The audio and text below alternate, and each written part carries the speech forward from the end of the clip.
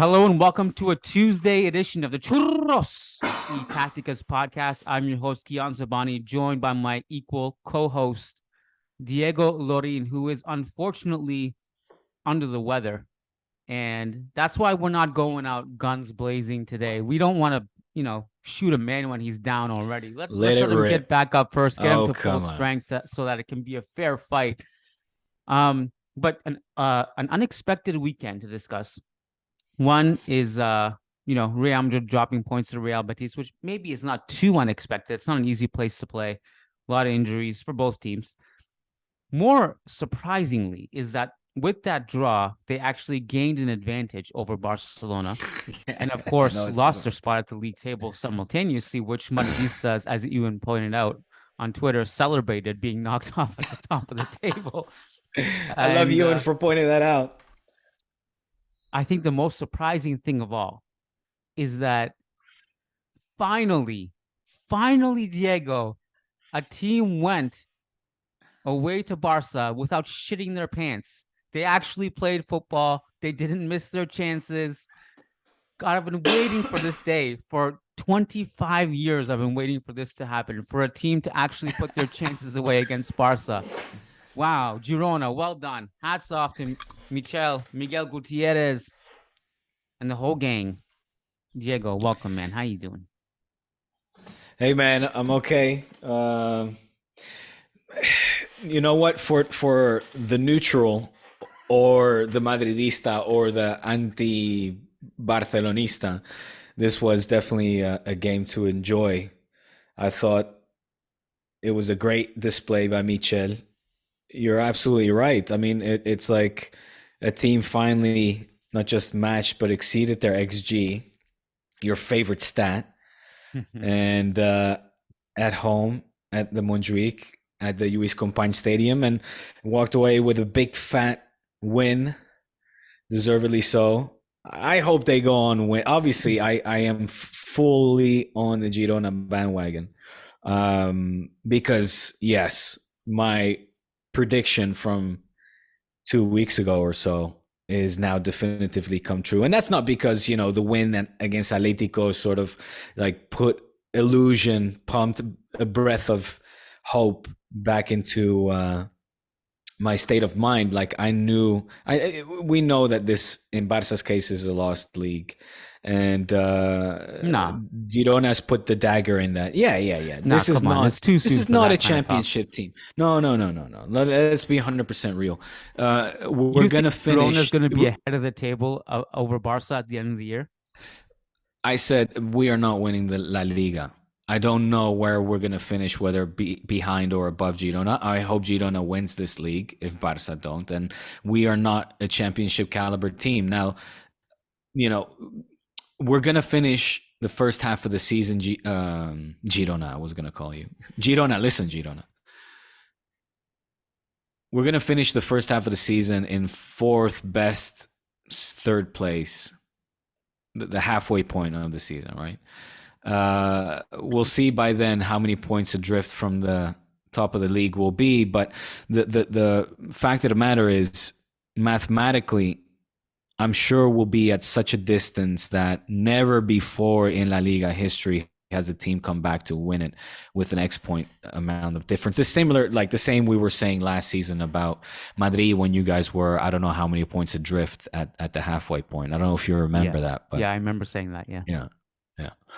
So again, your question is, do you not think that you'll finish above Girona? Maybe we'll finish second. I don't know. Maybe Vitor Roque comes in, lights this place up. He's a married man now today. Congratulations to Vitor Roque, Tigrinho. Hopefully he'll come as a mature 18-year-old. Imagine marrying at the ripe age of 18, signing your biggest, most lucrative, potentially, getting married at 18 is wow. Already in and of itself, and he's on the verge of stardom. I mean, it was like my grandparents, I think, got married at like 15, 16. It was common back then. I mean, yeah. Now, yeah, exactly. Wow, 18 years old. Exactly. Well, and less so for a Brazilian. Sorry, go on. No. No, I mean, look, like less so for Brazilian. That I shouldn't generalize. I mean, I know as a matter of fact that I was witness to. This was when I lived in Mexico. That people in Central America, South America, generally still have a bit of the older mindset, meaning they're very religious. There's no such thing as fornication before marriage, if you know what I mean. So many kids will marry, at the first. I mean, for example, once a daughter, a woman, a girl, young girl gets impregnated, that's like the guy, whoever got her impregnated, will marry her. Like that, the families will get together. Like you guys are locked in. This is a marriage now for life, and it's not the best introduction neither to a married a life, to the married world. I would have to say, especially at the age of 18, when you still have so much to discover in your whole life ahead of you as a young adult, both men and women. Am I digging a hole here? Why do you have this smirk on your face? This is why I asked you to go on. Once you said, especially for a Brazilian, I knew you were going to go down a rabbit hole, and I was like, you know what, you take the mic on this one. Listen, do you know it's fair to say? I'm sure the marriage age, the age of marriage in Central American countries, and I say Central America because I saw it. I lived in when I lived in Mexico, my time in Mexico, is a lot lower than in the rest of the Western world, like in Europe or North America.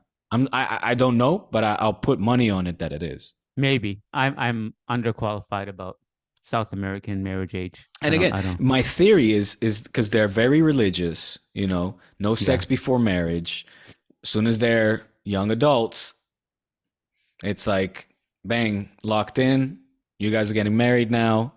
And at 22 years of age, they've already been married 4 years, and they have, it's crazy. I mean, and they still have and they're still kids. Like that. That's a crazy thing. Anyway, that's what happened to you, right? You never had sex before marriage. You were a virgin up until the wedding night. Well, yeah, exactly. Of course, Diego. Of course, all right. Of course. So, but my point is that hopefully he'll come as a man, a young adult that is more settled down, married, focused, because we know another reputation of some of the Brazilians when they come to Barcelona. The Barcelona nightlife, or Madrid nightlife for that matter, is a fun one for any young adult.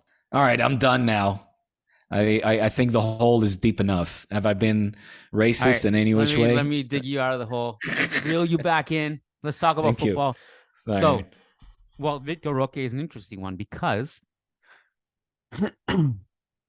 some numbers. Since you said that my favorite stat is XG, it's not, but it's something I look at. Barca are underperforming their XG by 6. And Lewandowski is actually a huge reason of that, which is funny enough that a few weeks ago on the podcast, I said, Diego, maybe the criticism of Lewandowski is harsh because at the moment I said that, he was actually even with his XG. So we can talk about all the defensive problems that Barca had, because that Girona game was about as bad as I've seen a team defend in a long time. It was brutal. And, there are these talks, and I don't know what your thoughts on Xavi's post-game press conference was, but, he said some things like, we almost made it 3-3, Lewandowski, big chance. Of course, it also could have been 4-1 at one point. It could have been, and maybe Barca could have scored on their early spells of possession in Girona's half. Yeah. But the bad defense and the lack of finishing is a bad combination. Real Madrid went through this last season. Our defense was really bad and Benzema was not scoring. You remember this? And it was like, well, how the hell do we get out of this? So maybe if we were scoring a bunch of goals and winning games like 4-3, it wouldn't be a problem. But when you factor in that Barcelona are not where they were defensively last season, and also the fact that Lewandowski is missing all these chances, the one he missed that could have made it 3-3, the replay made it worse than I thought it was. So I was like, okay, he redirected the header, but it actually just hit his shoulder. Like Lewandowski 3 years ago was just putting his whole neck behind that, and that's going in, right? Yeah. And so that's a problem. So, like, does Vitor Roque solve some of that? I don't know. I think that would be a surreal expectation to have of a kid coming from Brazil. But certainly he's promising for a reason. And, he's been compared to Luis Suarez in some sense. But, even though I don't think he's nearly the link-up player that Suarez was, although, it's way too early to tell. The other question is, will he actually play minutes over Lewandowski? Will that become a problem if actually Lewandowski gets benched in that situation for Vitor Roque? The other thing I wanted to point out is that in years past, when I look at Barca's danger, it's like you guys always had people that I was scared of on the wings that could dribble past you. And I think ever since Ansu had injury problems and left, and then Ousmane Dembele left, like Raphinha never was able to really take the reins on that. Clearly. And Yamal is obviously just really young and really raw. And so, and he's not, even starting every game right now. And I think back to like when Raphinha first signed for Barcelona, I remember saying that it's okay. It's a good signing, but it's like, I feel like the way that Barca fans were treating it, like he was the next Neymar. He wasn't. No. You read that wrong. Nobody thought that. Not next Neymar, but there was a lot. Like, everybody was very skeptical paying so much of a guy that was playing for a team that was fighting for relegation. There was a lot of skepticism, more than yeah. Maybe I just remember that one, loud Twitter account or something. I don't know. But, listen, like he's fine though. He's not a bad player to have in your squad, but like he just doesn't replace what Dembele brought. And neither does Ferran Torres, and neither does Joao. Yeah, different kinds of players, and it's and that kind of goes against what Chavi wants, because Chavi always said he wanted to have like people on the wings who could dribble in the 4-3-3, right? And he's natural wingers. Yeah, I don't think he has anyone like that he can trust right now. No, apart from again Yamal, who looks promising. But who's also 16. Yeah. And like you said, such a raw product. So, and he's been taking some of that pressure off of his shoulders, because he started off the season with a bang. And I think to keep him a starter would have been unrealistic. And it's also expecting a Raphinha to be a Dembele type threat is also unrealistic. Look, it's not to say that we were not excited. I'll include myself, obviously, with the signing of Raphinha, who I think showed promise, was one of the players that was fighting for the right wing spot on the Brazilian national side, and he's got stiff competition there, of course, with what's his name, the Manchester boy, and obviously Rodrigo, but he's not that guy. I think we can all at this point say that it's not as effective enough for him to be that natural winger that he desperately wants and had in Dembele, and why he was so reluctant to let him leave as well. And to turn the focus back also on the other two guys, I think with Ferran Torres, it's más de lo mismo, really. A guy that came with a very high price tag, and it's just not really, like, all these players have spurts, have moments. Ferran Torres was the goal scorer in the season. In the preseason, started off the season also fairly well. Started off the season very solid. Came on as a good substitute, scoring, earning him the nickname El Tiburón. All of a sudden, he's the shark, and now the shark is underwater somewhere. Where's his fin? I don't see the danger.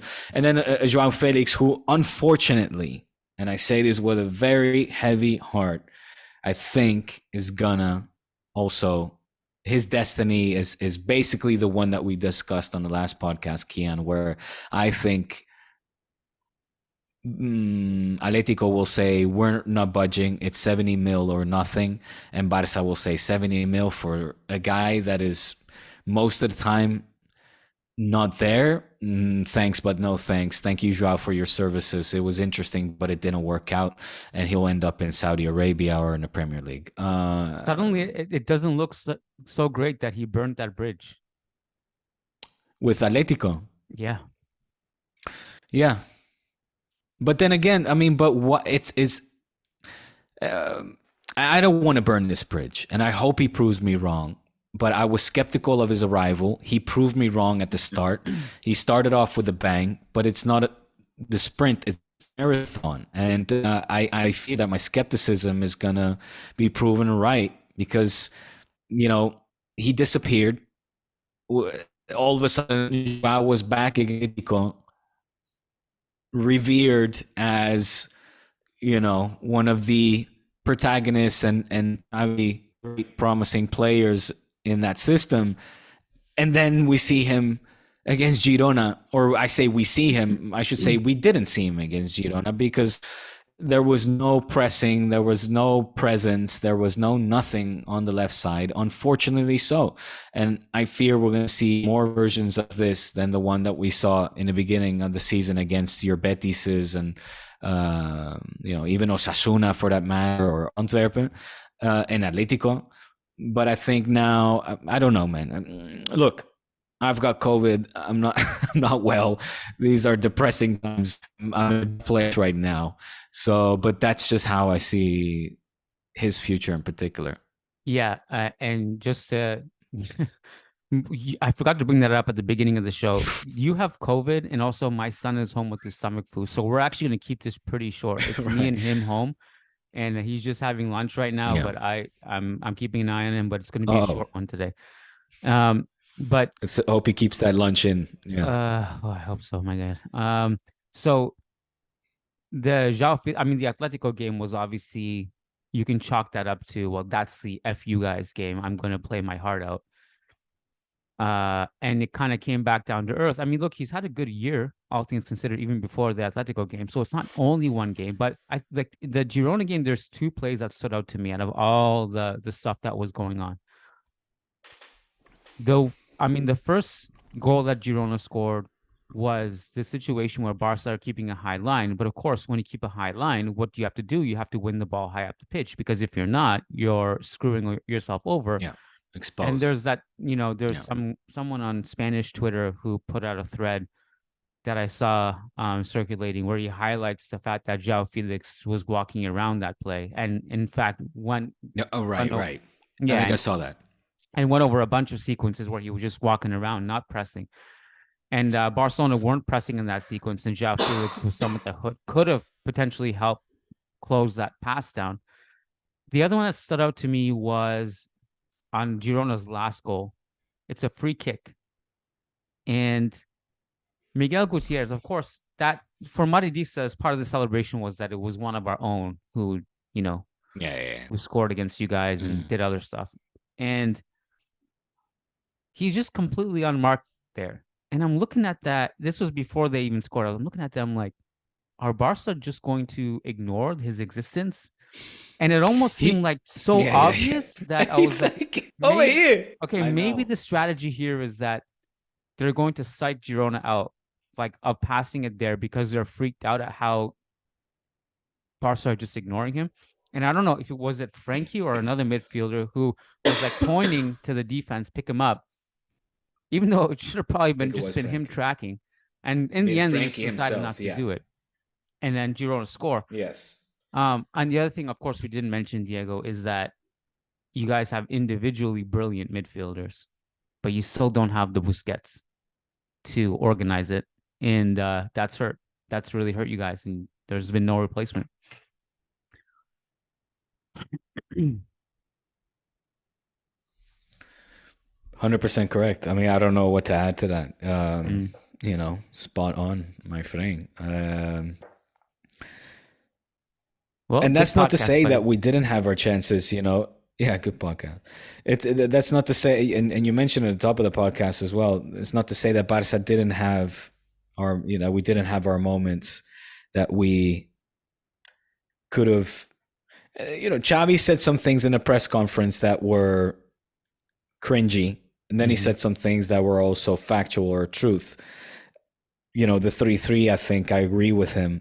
I have to say, it does rub me. It doesn't rub me the wrong way, but hearing things like that this is a team under construction. I know that he's been catching a lot of heat, a lot of flack for saying this. And although I sympathize with him in many ways because he lost a key player, we talked about how key that wing position is. You know, that winger, natural winger for Chavi is massive. The fact that he has lost so many players to long-term injuries up until this point. Now, of course, Pedri, Frenkie, etc. are back. Ter Stegen is still out. Araujo is back, knock on wood. Koundé as well, but Gavi is out. And that's not to put the pressure on an 18-year-old neither, but Gavi, how important is he, his intensity?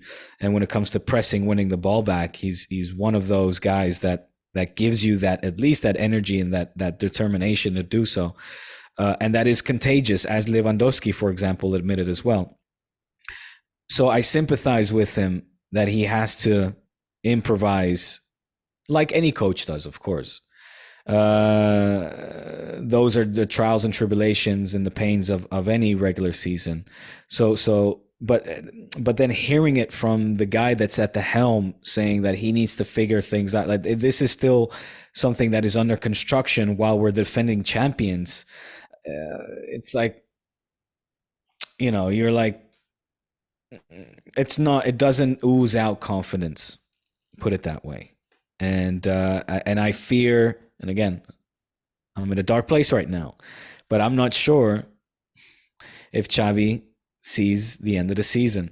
Y en Spanish we have a saying, si va a comer los turrones, si se va a comer el turrón, like if he, then that's another way of saying, like, comer el turrón is, you know, it's at Christmas here during the holidays, we have, you know what turrón is, right? You'll know the sweet, it's like it can be different. It's kind of like nougat or chocolate. It's a bar that you cut up. It's very fatty, greasy, deliciously.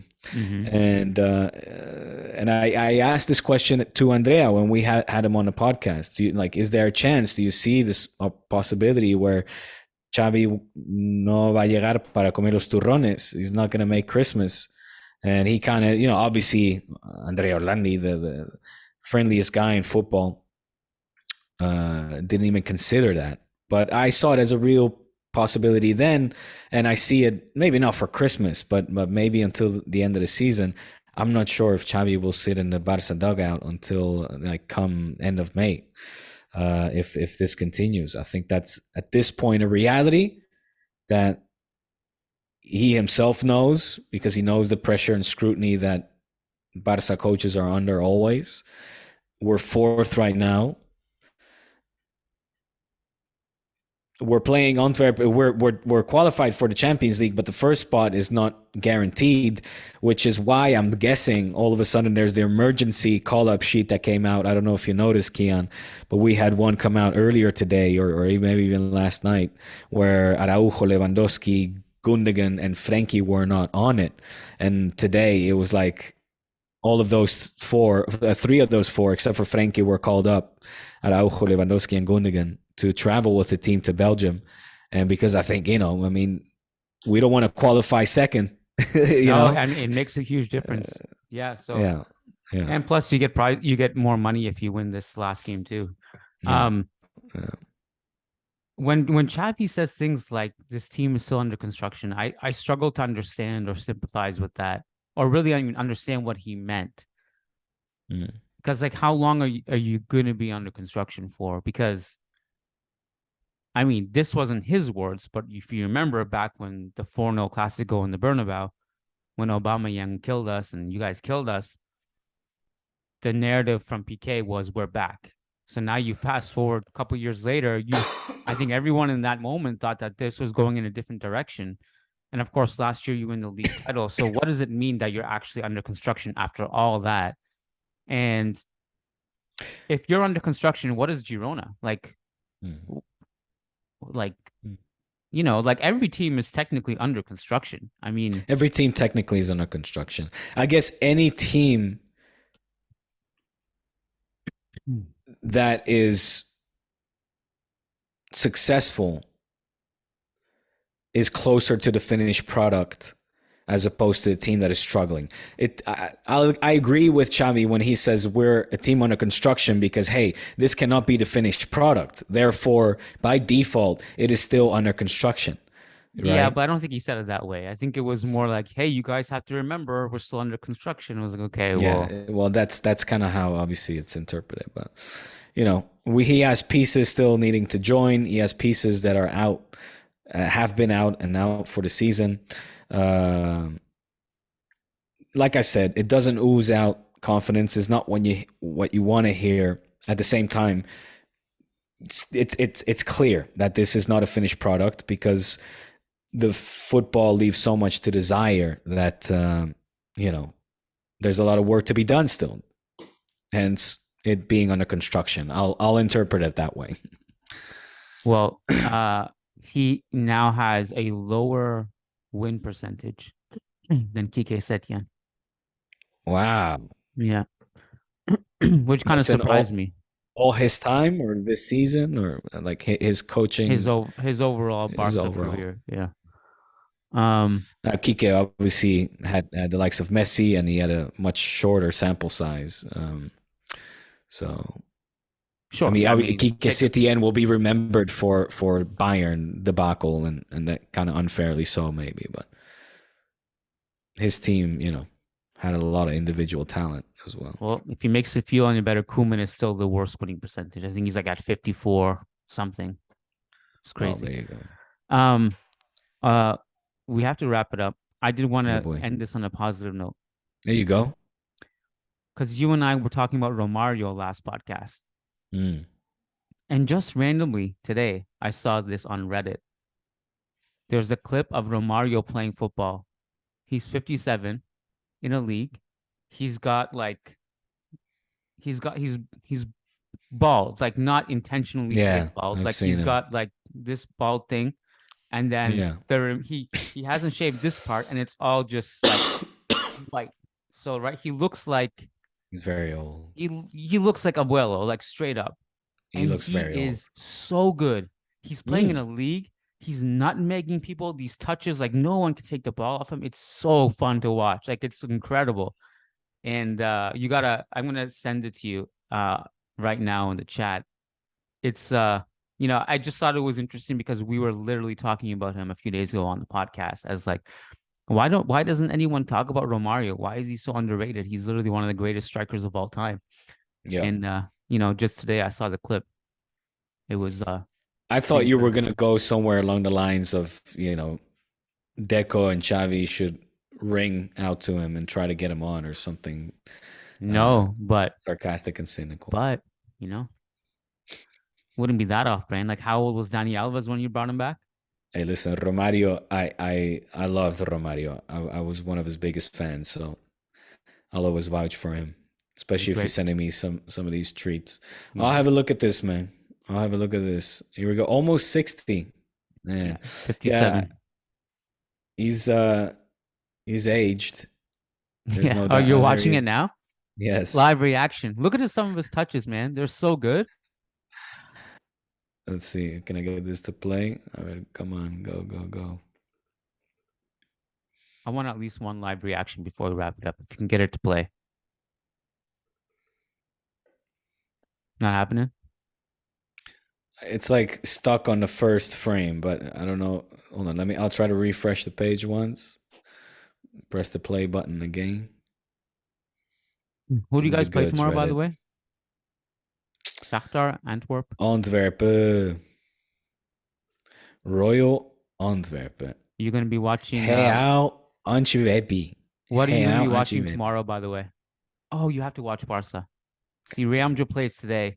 I want to see the obviously Bayern Man U. That's what I want to see. Yeah. That, and I mean, the other one that's juicy is Dortmund PSG. Yes, of course. Those are the two. I might have to split screen tomorrow. Split screen it. Boy, it's not working. All right. It's all good. Well, watch it on your own time, record yourself, and maybe we'll play it on the next podcast. Okay. Next podcast is over on patreon.com/Churros y Tácticas.